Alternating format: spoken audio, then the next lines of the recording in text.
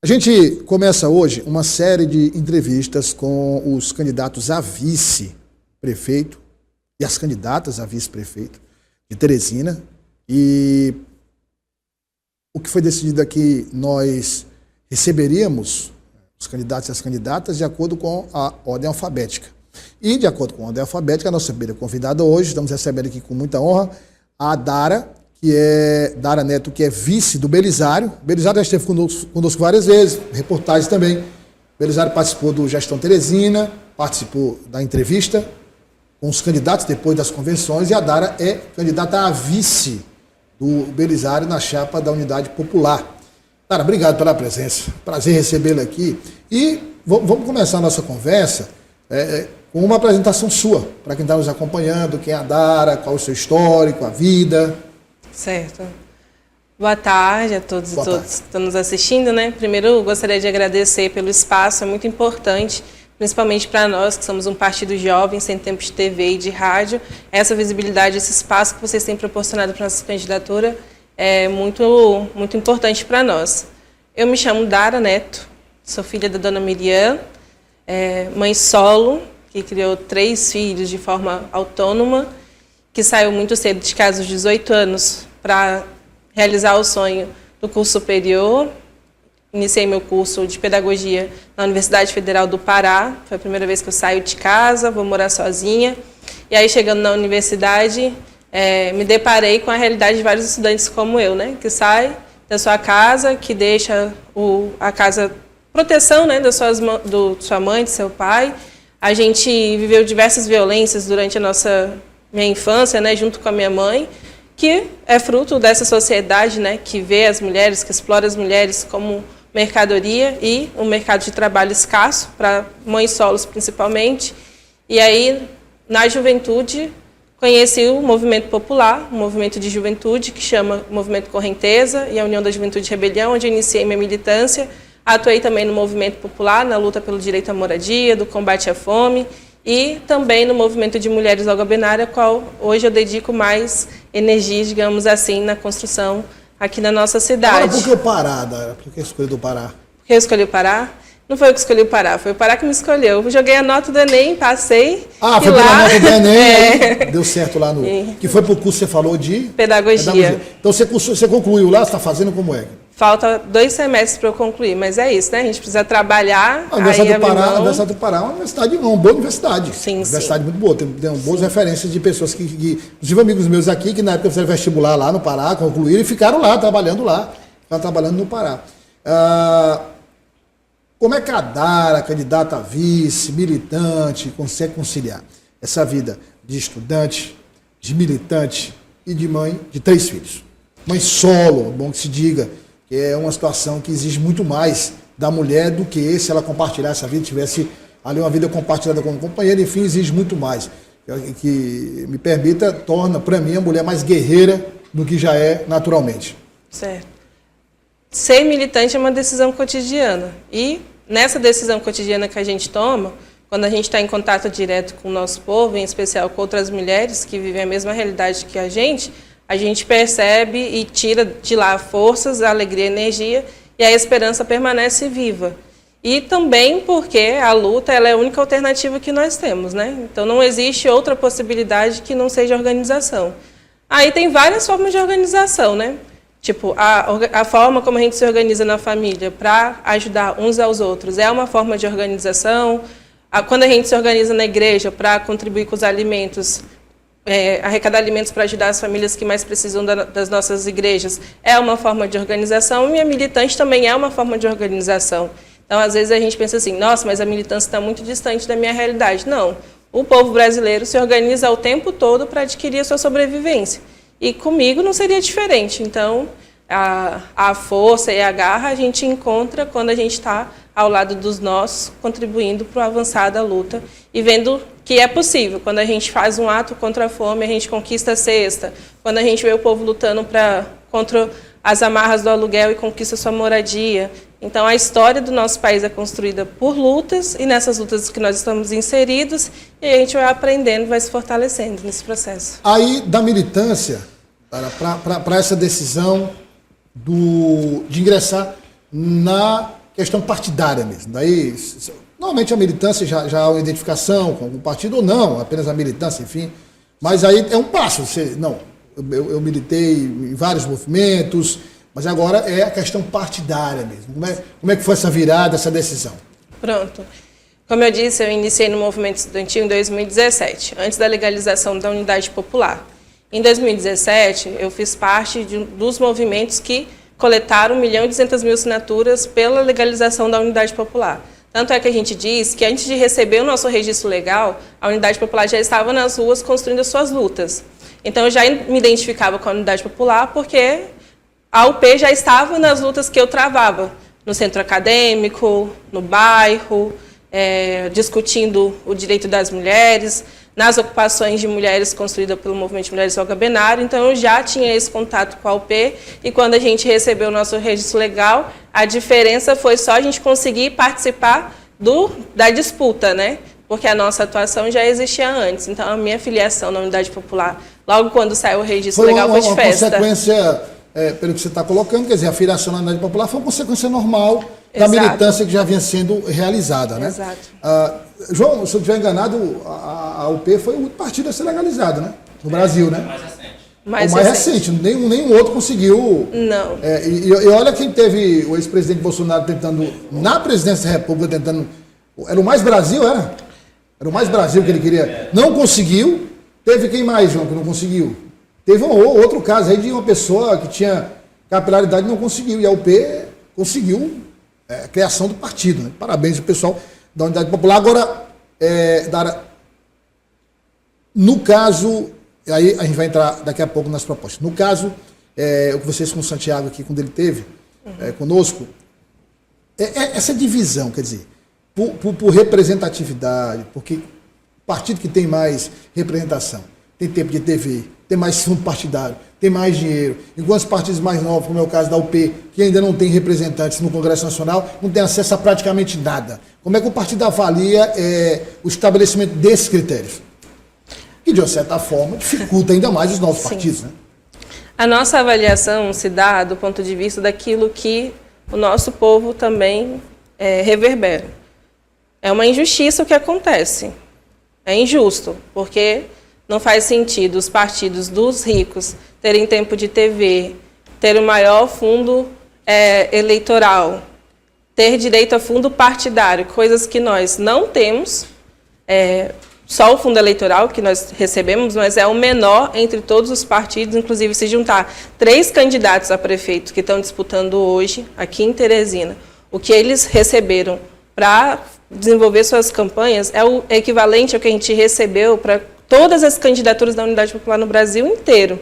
Então, Teresina? 3 candidatos, se juntar o recurso do FEFEC, que 3 candidatos à Prefeitura de Teresina estão disputando, se juntar... São mais do que todas as candidaturas. É equivalente ao que a Unidade Popular recebeu para disputar o Brasil inteiro as candidaturas. E isso é um processo injusto, só que o que nós pensamos e avaliamos? Não é justo a gente lutar o ano inteiro, lutar pelo direito à creche, lutar por mais investimento na educação, lutar para que as políticas públicas sejam efetivas em defesa da vida das mulheres, porque não dá para a gente achar que está correto 21 mulheres serem vítimas de feminicídio apenas em 2024 e está tudo bem.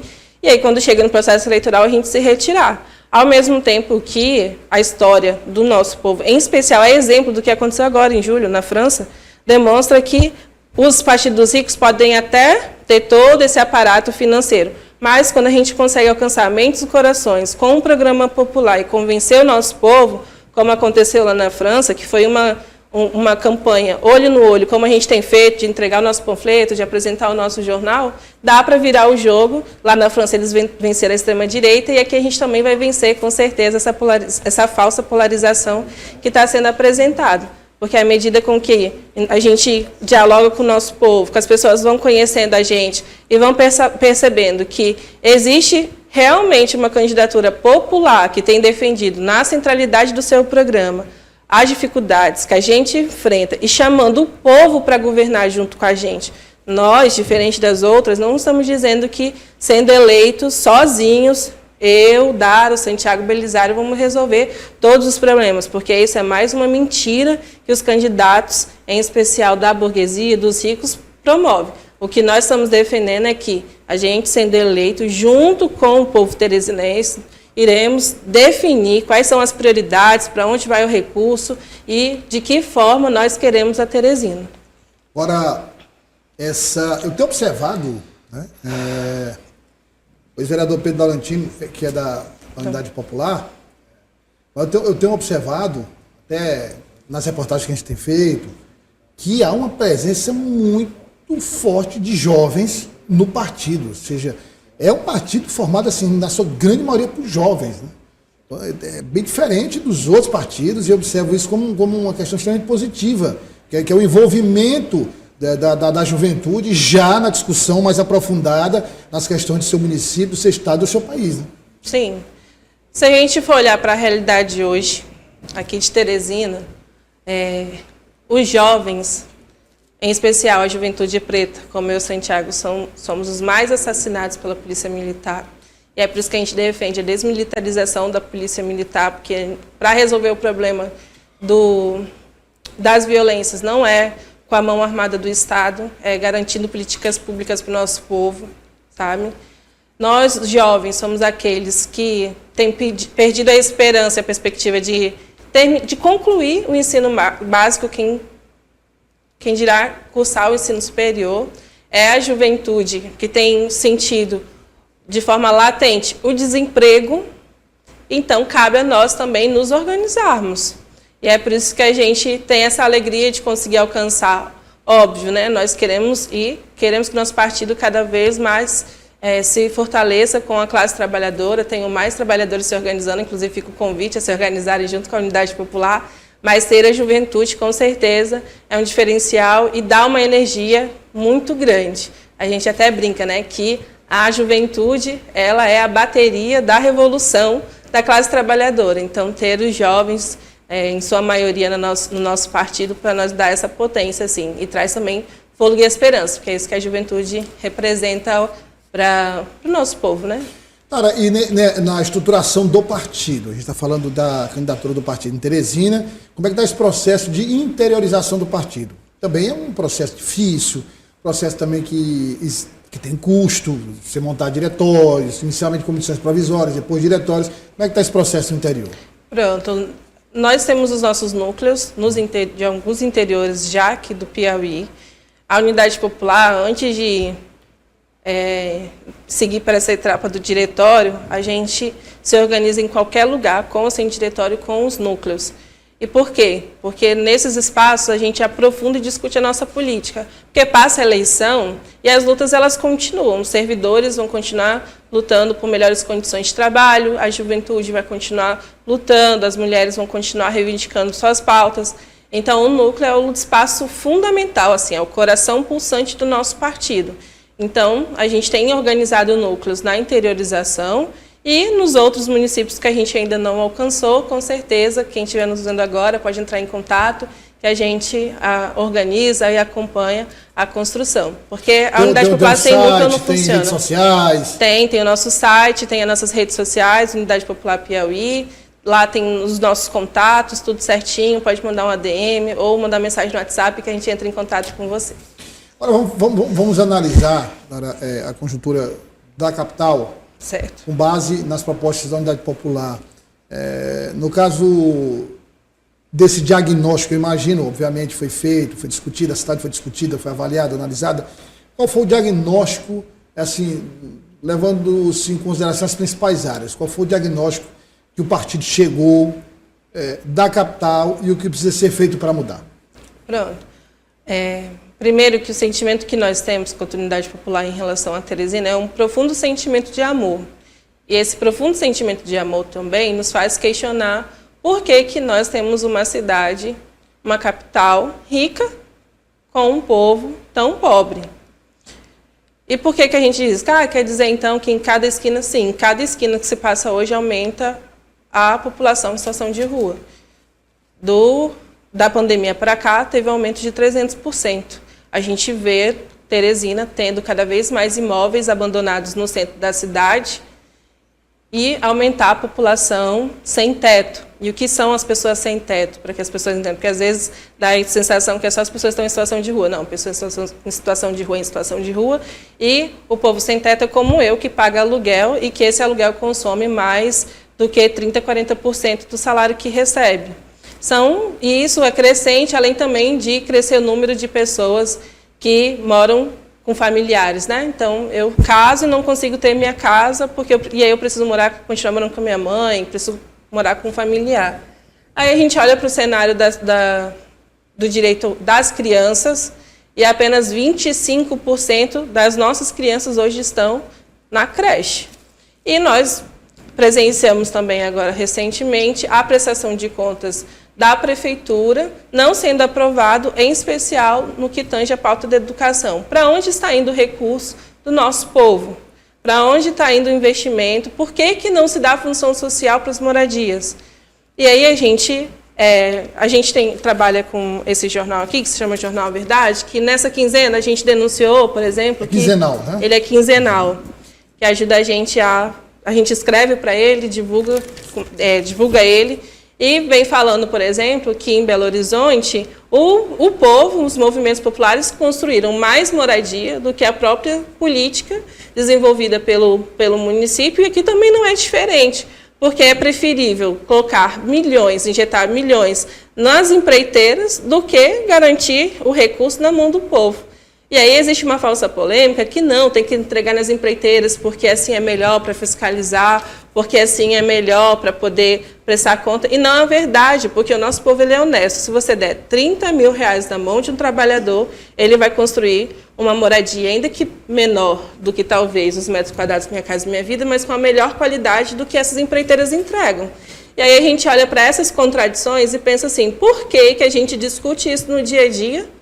Organiza atos, faz agitações nas praças, nas escolas, nas universidades, e nós não vamos agitar com o nosso programa para amplas massas de Teresina, chamando os trabalhadores a se organizarem junto com a gente. Então, a gente tendo esse profundo sentimento de amor e essa indignação com as contradições que a nossa cidade vive hoje, o resultado é participar e disputar das eleições, apresentando candidaturas que é a cara do povo, que pega ônibus, que usa o SUS, como é o caso do Eu Santiago, que todos os dias que foi da educação pública, que é de mãe solo, enfim, nasce das periferias, é fruto da classe trabalhadora, sem engano. Você falando de SUS, de saúde, meu primo, a gente tem falado aqui muito, né, sobre essa questão da saúde. Até os planos de saúde privados estão ruins. A questão da saúde nesse país ela tem deteriorado de um modo geral. Até planos privados são que antes até garantiam um certo atendimento de qualidade. Hoje eu tenho ouvido declarações de pessoas que muitas vezes tentaram consultas de emergência ou determinados procedimentos em planos privados e tiveram uma burocracia enorme para conseguir, foram para o SUS e conseguiram fazer primeiro no SUS do que no plano privado. Então, quer dizer, até a saúde privada desse país também tem piorado. Mas eu queria tratar com você de uma outra área, você falou de saúde, eu queria tratar sobre uma área que nós acabamos de mostrar, você estava aqui no estúdio, acompanhou conosco, a participação do Zan Viana, que é a questão da educação, que é um assunto que eu percebo que a Unidade Popular trata com muito cuidado, tem sempre a educação como uma das pautas prioritárias. Qual a proposta da UP para a educação em Teresina especificamente? O modelo é esse? Precisa de algumas alterações ou tem que mudar absolutamente tudo? Pronto. Do ponto de vista... Primeiro que falar sobre educação é um debate muito profundo, que a gente pode discutir desde a reformulação do livro didático, mas primeiro precisa ter o livro didático, primeiro precisa ter merenda, primeiro precisa ter as escolas precisam ter uma estrutura mínima, primeiro precisa ter creche. Então nós queremos sim, nós temos um projeto de médio a longo prazo de mudança radical, porque não faz sentido, por exemplo, ter uma das batalhas mais importantes da história brasileira aqui no nosso estado certo? Batalha de Genipapo, e o nosso povo não saber, não conhecer nossas crianças desde pequena, não saber que a sua história, inclusive da sua ancestralidade, é uma história de luta. Então, nós temos uma opinião sobre isso.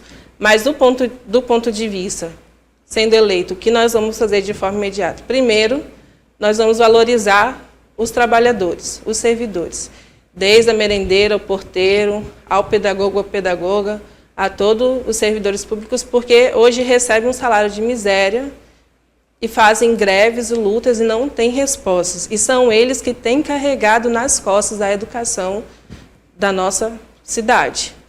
E segundo, vamos estudar o que foi que aconteceu, por que não foi aprovado a prestação de contas com a pauta da educação, e vamos querer esse recurso para melhorar a estrutura das nossas escolas. E chamar a comunidade para ver de que forma a gente pode, em conjunto, erradicar o analfabetismo, porque isso é uma pauta de interesse comum. Ninguém é a favor do analfabetismo. Ninguém é a favor de que criança fora da creche e das escolas. E todos nós temos soluções existem iniciativas também de movimentos populares na nossa cidade que não são valorizados, que não têm visibilidade e podem estar também inseridos na rede de educação da nossa cidade. E essas são uma das medidas que a gente pretende tomar, sendo, junto com o nosso povo, né, sendo prefeitos e prefeitas de Teresina. Nara, eu queria agradecer a sua presença aqui, foi um prazer recebê-la aqui e desejando sorte nesse processo eleitoral. Nós estamos em setembro, tem aí praticamente um mês para a votação, então tem ainda muito tempo de campanha. Muito obrigado pela participação. A gente que agradece e, como a gente tem dito, né, nós não temos feito promessas vazias, nós temos feito promessas viáveis dentro daquilo que é possível, que é urgente para nós, a classe trabalhadora.